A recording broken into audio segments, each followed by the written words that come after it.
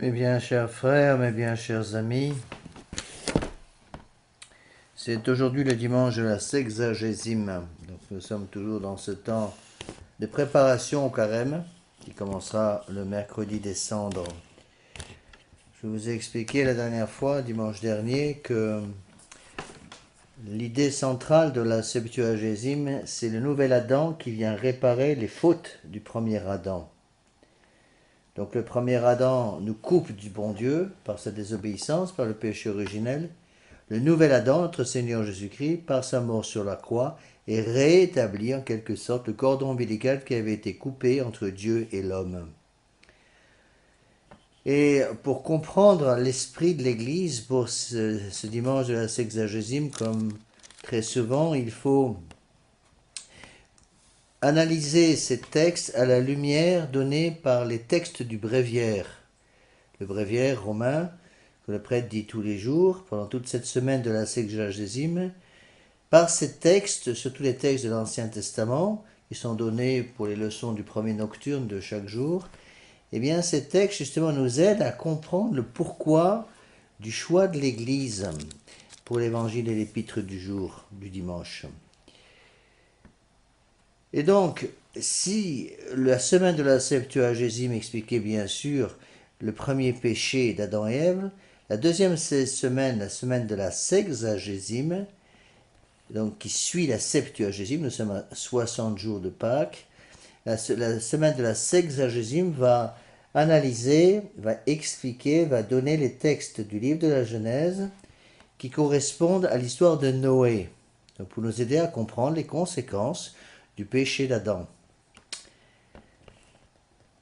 Vous connaissez tous cette histoire.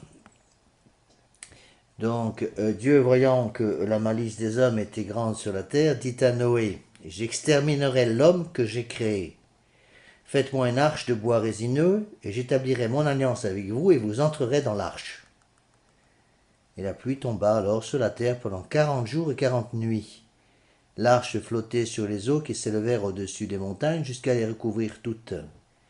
Tous les hommes périrent, à l'exception de Noé et des siens, qui avaient trouvé un abri. Dieu se souvint alors de Noé, et la pluie cessa. Après quelque temps, Noé ouvrit la fenêtre de l'arche, il lâcha une colombe qui revint avec une branche d'olivier toute fraîche. Dieu comprit que les eaux ne couvraient plus la terre, et Dieu lui dit, « Sortez de l'arche, et multipliez-vous sur la terre. » Et Noé éleva un autel, et il offrit à Dieu un sacrifice d'agréable odeur, et l'arc-en-ciel apparut comme le signe de réconciliation entre Dieu et les hommes. Donc,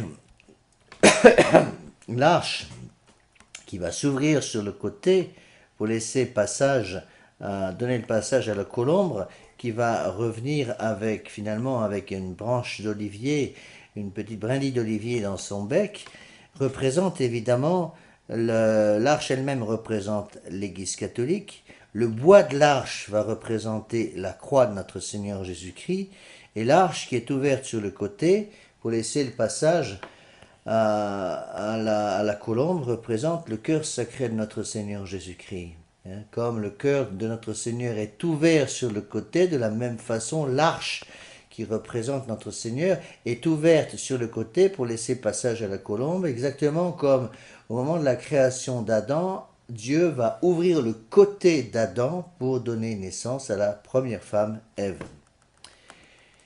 Donc il y a des textes admirables qu'on trouve notamment dans les prières de consécration des saintes huiles du jeudi saint. Je vais vous en donner quelques-unes pour vous aider à comprendre les textes liturgiques. Elles sont magnifiques. La juste colère du Créateur submergea le monde coupable dans les eaux vengeresses du déluge. Noé seul fut sauvé dans l'arche, puis l'admirable puissance de l'amour lava l'univers dans le sang. Donc c'est le bois qui à son tour sauve le monde. Seul, dit l'Église en parlant de la croix, tu as été trouvé digne d'être pour le monde naufragé l'arche qui l'achemine vers le port. Le port, évidemment, c'est ce salut.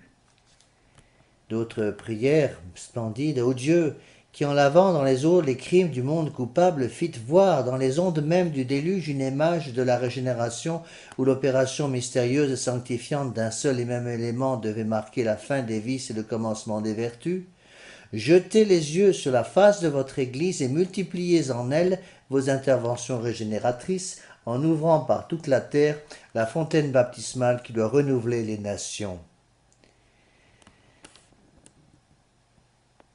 Lorsque les crimes du monde eurent été expiés par le déluge, une colombe vint annoncer la paix. La branche d'olivier, c'est un symbole de la paix. Une colombe vint annoncer la paix rendue à la terre par le rameau d'olivier qu'elle portait, symbole des faveurs que nous réservait l'avenir. Cette figure se réalise de nos jours, où l'onction de l'huile, après que les eaux du baptême ont effacé tous nos péchés, vient donner à nos visages beauté et sérénité. Donc là, le texte fait allusion surtout à l'huile du Saint-Crème et l'huile des catéchumènes. Donc, le rameau d'olivier de la liturgie, figure par sa frondaison l'heureuse fécondité que Dieu a accordée à Noé sortant de l'arche. Et enfin, l'église de Samedi Saint reprend les mêmes idées dans d'autres prières splendides. Je vous en lis une. Puisse le monde expérimenter et voir le redressement de ce qui était tombé, le renouvellement de ce qui avait vieilli, et toutes choses rétablies dans leur intégrité première par celui-là même par qui elles avaient commencé d'exister. Encore une fois, toujours la même idée, le nouvel Adam vient réparer les fautes du premier Adam. Alors voyons un petit peu rapidement, par manque de temps, il faudrait prêcher pendant des heures pour expliquer les textes liturgiques d'un dimanche. Voyons rapidement les deux textes, ou au moins certaines parties des deux textes de l'Épître et de l'Évangile. L'Évangile choisi pour ce dimanche de la Sexagésime, c'est l'Évangile du semeur. Vous connaissez tous cette magnifique parabole. Celui qui sème alla donc semer sa semence. Et tandis qu'il semait, une partie tomba le long du chemin, et elle fut foulée aux pieds, et les oiseaux du ciel la mangèrent. Une autre partie tomba sur la pierre, ayant levé, elle sécha, parce qu'elle n'avait pas d'humidité. Une autre tomba au milieu des épines, et les épines croissantes avec elle l'étouffèrent. Une autre partie tomba dans une bonne terre, ayant levé, elle porta du fruit au centuple. Il est évident qu'il y a beaucoup de façons d'interpréter ces textes. Donc notre Seigneur Jésus-Christ lui-même va donner le sens moral, le sens tropologique de ces textes. Il va expliquer aux apôtres qui demandent à notre Seigneur, expliquez-nous ce que veut dire cette parabole. Et notre Seigneur va leur expliquer. Ceux qui sont le long du chemin sont ceux qui écoutent. Mais le diable vient et il enlève de leur cœur la parole de peur qu'ils ne croient ne soient sauvés. Donc ceux qui, la semence, c'est-à-dire la parole de Dieu, elle parle aussi à ceux qui sont sur la pierre. Ils reçoivent la parole, ils la reçoivent avec joie, mais ils n'ont pas de racines. Ils croient pour un temps et au moment de la tentation, ils se retirent. Enfin, la parole tombe aussi parmi les épines, et ce sont ceux qui ont compté la parole, mais qui s'en vont ensuite étouffés par les sollicitudes, les richesses et les plaisirs de la vie. Ils ne portent pas de fruits. Ceux qui tombent dans la bonne terre, et ce sont ceux qui, ayant écouté la parole avec un cœur bon et excellent, la retiennent et portent du fruit par la patience. Donc, qu'est-ce que cela veut dire? Si on de creuser un petit peu les explications de notre Seigneur Jésus-Christ. Donc, la première chose qu'il faut remarquer, c'est une réponse à donner à une objection qu'on entend très souvent. En disant, écoutez, moi, je ne suis peut-être pas la bonne terre, mais je représente la troisième étape, les épines. Alors, c'est quand même pas si mal que ça. Il y a un petit peu d'humidité dans les épines. Donc, la graine de la bonne parole du bon Dieu peut germer dans mon âme. Bon, c'est quand même mieux que si la graine était tombée sur un sol dur comme le chemin où rien ne peut pousser. Il faut répondre à ceux qui font cette objection que le résultat est exactement le même. Que la graine tombe sur le chemin, que la graine tombe sur la pierre, ou que la graine tombe dans les épines, dans les trois cas, elle ne donne pas de fruits. Et qu'est-ce que notre Seigneur Jésus-Christ nous demande? Notre Seigneur Jésus-Christ exige de chacun d'entre nous un fruit spirituel du travail de sa grâce. Rappelez-vous la parabole qu'il faut mettre en parallèle pour comprendre cette parabole du semeur, à savoir la parabole des talents. Notre Seigneur Jésus-Christ demande une rentabilité en quelque sorte, utilisant un terme moderne, une rentabilité de ses talents. Il a mis 5 talents dans notre âme, il en veut 10 en retour. Il en a mis 2, il en veut 4 en retour. Et s'il n'en avait mis qu'un seul, il exige 2 en retour. La personne qui se contente de rendre à notre Seigneur le talent qu'il avait reçu, eh bien, va essuyer la colère de notre Seigneur. Donc attention, nous avons donc à répondre à la grâce du bon Dieu pour préparer le terrain de notre âme afin que la graine de la grâce qui tombe sur ce terrain puisse pas simplement tomber, se trouver de la terre, s'enraciner, avoir suffisamment d'humilité pour commencer à donner une petite plantule, mais il faut qu'elle fleurisse et qu'elle donne du fruit. Et nous serons jugés en fonction du fruit qui a été donné. Donc malheur à celui qui s'arrête en route. Alors, les pères de l'Église donnent plusieurs explications. Je peux en donner quelques-unes. On retrouve ces différents pères. Donc le chemin, la graine qui tombe le long du chemin peut représenter par exemple l'infidélité. C'est-à-dire ceux qui justement ne veulent pas rester là où le bon Dieu les veut, mais qui veulent aller ailleurs. C'est un symbole de l'infidélité de l'âme qui ne suit plus les promesses de son baptême. La graine qui tombe au contraire sur la pierre c'est quoi? La pierre c'est le symbole de l'orgueil. La dureté de la pierre représente la dureté du cœur qui se coupe de Dieu. Le cœur qui se coupe de Dieu ne peut plus recevoir quoi que ce soit de notre Seigneur Jésus-Christ. Pourquoi? Parce qu'il n'y a pas de terre et pas d'humilité pour faire germer la graine. Les épines représentent tous les tracas du monde. Quand on a l'esprit du monde en nous, on est tellement tracassé par toutes ces choses du monde qu'on ne peut pratiquement rien faire pour notre Seigneur Jésus-Christ.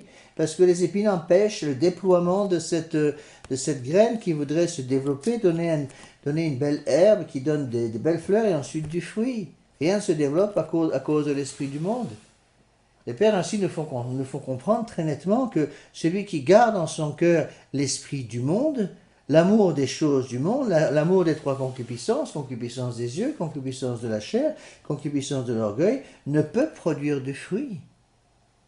Et qu'il faut donc lier en quelque sorte ces 3 concupiscences par les 3 vertus fondamentales de la vertu d'obéissance contre l'orgueil, la vertu de chasteté contre la concupiscence des yeux, et la vertu de chasteté contre la concupiscence de la chair et la vertu de pauvreté contre la concupiscence des yeux.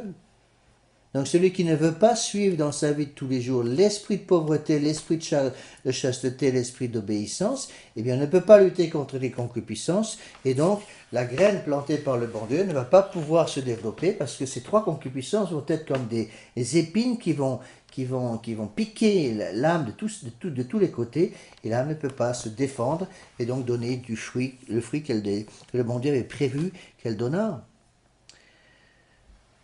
Au contraire, quand la parole tombe dans la bonne terre, eh bien, à ce moment-là, elle va donner du fruit. Notez dans d'autres passages parallèles que notre Seigneur parle de gens qui donnent à 30%, à 60% ou à 100%. Et là, on trouve la même idée, attention. Le bon Dieu ne se contente pas d'un 30% de résultat pour quelqu'un qui a une âme qui était supposée donner 60%. Et Dieu ne va pas se contenter d'un 60% de résultat à une âme qui était supposée en donner 100. Si Dieu attendait d'une âme, a prévu qu'une âme donnât 100% de fruits spirituels, eh bien, il attend ces 100%. Il ne faut pas dire au bon Dieu, écoutez, je vous en ai donné 30%, c'est déjà pas mal, contentez-vous de ce que je vous donne. Non, non. Parce que celui qui n'a pas la robe nuptiale, une autre parabole qui est utilisée comme comparaison pour expliquer celle-là, celui qui n'a pas la robe nuptiale de la charité, eh bien, est jeté dans les lieux des pleurs, dans les lieux des pleurs et des grincements de dents. Donc attention à ces choses. Alors, nous avons tous à rendre, donner du fruit en fonction de ce que nous avons reçu. Chaque âme étant différente, chacun reçoit une grâce de Dieu qui est différente, donc le fruit est différent pour chaque personne. Mais nous devons tous transmettre, pas simplement se contenter de pousser, de croître, il faut transmettre, donner du fruit pour les générations suivantes. Le fruit qui est rendu à 30, 60 ou 100% représente la progéniture, si vous voulez, spirituelle que nous devons donner au bon Dieu. Nous avons, pour ceux qui sont mariés, nous allons avoir des enfants, le bon Dieu va nous donner des enfants, un certain nombre d'enfants pour chaque famille catholique, et puis il va falloir transmettre à ces enfants nos convictions. Et je vous l'ai déjà dit souvent, c'est le drame du monde actuel. Je pense que le grand drame des années 2000, après les années 2000 surtout, c'est l'arrêt de la transmission. Les parents catholiques ne transmettent plus. Il est très rare, malheureusement, dans les milieux catholiques, de voir des parents qui ont compris l'importance de cette transmission et qui ont transmis à leurs enfants pas simplement les bonnes mœurs, mais la foi catholique avec toutes ses conséquences. La plupart du temps, quand je demande aux parents catholiques qui sont encore vaguement catholiques, je ne parle pas des catholiques convaincus, mais en général les catholiques qu'on rencontre un petit peu ici, surtout dans le milieu où je suis, dans le milieu actuellement j'habite près d'Albi, là, dans le milieu paysans, très souvent les gens ont encore la foi, ils sont contents de voir un prêtre en soutane, mais quand je leur demande, mais dis donc, vos enfants, ils ont conservé la foi, ils ont tout envoyé promener. Il n'y a plus un enfant qui a gardé la foi. Pourquoi? Parce que les parents n'ont pas pu transmettre. Rappelez-vous les trois choses qu'il faut transmettre, j'ai expliqué ça très souvent parce que c'est très important, le magistère, le ministère, le gouvernement. Le magistère, il faut transmettre, si vous voulez, la doctrine, de donner à nos enfants le goût de l'étude. Le goût de l'étude a commencé par l'étude du catéchisme, puis le ministère, c'est-à-dire donner à nos enfants le goût de la prière, le goût de la vie spirituelle. Si nous ne sommes pas capables de transmettre à nos enfants l'amour de la prière, eh bien, ils vont se dessécher, arrêter de prier, et sans la prière, il n'y a plus d'énergie pour faire fonctionner l'âme correctement. Et enfin, il faut gouverner. Le magistère, c'est l'étude, le ministère, c'est la sanctification, et le gouvernement, c'est guider les âmes, garder les âmes dans le bon chemin qui mène au ciel. Est-ce que j'ai appris à mes enfants à se gouverner correctement? Et n'oublions pas, j'ai expliqué ces choses bien souvent, je reviens parce que c'est capital, la vertu spéciale que le bon Dieu nous demande d'inculquer à nos enfants pour pouvoir garder ce gouvernement de notre âme, c'est la vertu d'obéissance. J'ai souvent dit, je répète toujours les mêmes choses, mais je pense que c'est nécessaire. Quelqu'un qui n'a jamais appris à obéir sera quelqu'un qui sera incapable de gouverner. Étant incapable de gouverner, cette personne sera incapable de diriger quoi que ce soit, de commander. C'est pour ça que la plupart des hommes dans le monde moderne sont devenus des nouilles. Pourquoi? Parce qu'ils n'ont jamais appris à obéir. Et n'ayant jamais appris à obéir, ils sont incapables de gouverner quoi que ce soit. Donc, il faut impérativement que nous transmettions justement à nos enfants cet amour de l'étude, cet amour de la vie spirituelle, pour qu'ils restent dans le bon chemin qui va au ciel. Le bon Dieu, encore une fois, exige que nous donnions du fruit, c'est le symbole, c'est 30, 60 ou 100%. Si ce fruit manque, eh bien à ce moment-là, le bon Dieu va nous demander des comptes très forts de ce qui s'est passé. Ceux qui tombent dans la bonne terre sont ceux qui ont écouté la parole avec un cœur bon et excellent, la retiennent et portent du fruit par la patience. Ce fruit qui est porté par la patience, c'est quoi? C'est la transmission à nos enfants des convictions de la foi catholique. Il y a également dans ce dimanche de la Sexagémie un très long texte de l'épître, texte qui est tiré de la deuxième épître aux Corinthiens, le chapitre 11 et chapitre 12, donc il est très long, je n'ai pas le temps de l'expliquer complètement, donc ça explique toutes les vicissitudes qui sont arrivées, les malheurs qui sont arrivés à Saint Paul. Donc il a tout eu, le pauvre vieux. On voit bien, ce pauvre évêque a eu tous les malheurs du monde qui se sont accumulés sur son âme, et malgré ces malheurs, il a continué à suivre notre Seigneur Jésus-Christ. Il a tout eu. J'ai souffert plus de travaux, plus de prisons, plus des coups sans mesure. J'ai été souvent en danger de mort. J'ai reçu les Juifs 5 fois, 39 coups de fouet. 3 fois j'ai été battu de verre. J'ai été lapidé une fois. J'ai fait 3 fois naufrage. J'ai passé un jour et une nuit au fond de la mer. J'ai été souvent en voyage, dans les périls, dans les fleuves, dans les périls provenant des voleurs, des périls de la part de ma nation, des périls de la part des païens, des périls dans les villes, des périls dans les déserts, des périls dans la mer, des périls parmi les faux frères, le travail, la fatigue, les veilles, la faim, la soif, les jeûnes, le froid, la nudité. Il a tout eu. Et pourtant, il a continué au service de notre Seigneur Jésus-Christ. Alors, lorsque nous nous décourageons, je crois que c'est une bonne chose pour nous quand on commence à se décourager de relire cette épître de Saint Paul aux Corinthiens, donc la deuxième épître de Saint Paul aux Corinthiens. Vous verrez que nous verrons tous, et voilà pour moi aussi, que nos petites misères à nous sont quand même bien petites en comparaison avec les misères que notre Seigneur Jésus-Christ a voulu que Saint Paul passe. Il a voulu que Saint Paul passe par toutes ces misères. Mais le point qui me semble le plus important dans ce long épître de Saint Paul, c'est la finale de l'épître. Donc Saint Paul avait une croix très lourde à porter, dont il ne dit pas grand-chose, mais il avait cette croix.